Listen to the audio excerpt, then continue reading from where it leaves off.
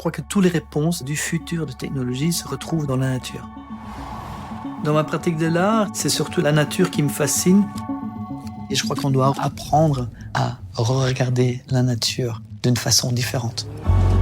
On vit dans un moment très excitant, et de plus en plus, je crois qu'on va devoir se déplacer en harmonie. Et je rêve d'avoir les voitures sans roues, sans rien, avec une énergie presque naturelle, qu'on puisse se déplacer en silence. Depuis tout petit, j'ai toujours adoré les voitures. Et je me rappelle, je crois que j'avais 14-15 ans, j'avais vu une Alpine dans la rue. Elle était toute bleue et ça m'a toujours resté dans l'esprit, cette voiture. Elle était différente des autres. C'était un petit animal bien féroce, bien costaud qui passait. Et c'était comme une ligne bleue qui se défilait dans la rue.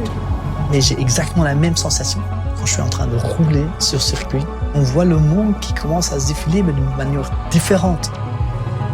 Tout ce qui se passe à côté, ça devient des lignes de couleurs, ça disparaît.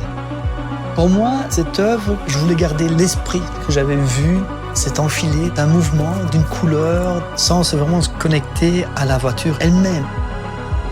Dans cette collaboration, on voit une technologie sur le métal, sur l'aluminium. On crée des voitures agiles, on crée des voitures en mouvement. Là, elle est vraiment en mouvement, portée par cette énergie de la sculpture.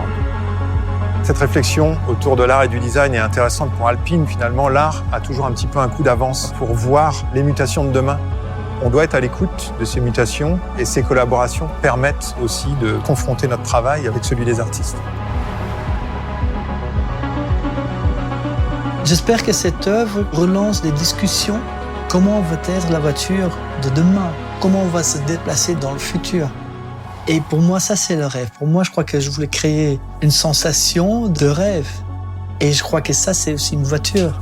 C'est de rêver, aller là, au-delà de l'horizon.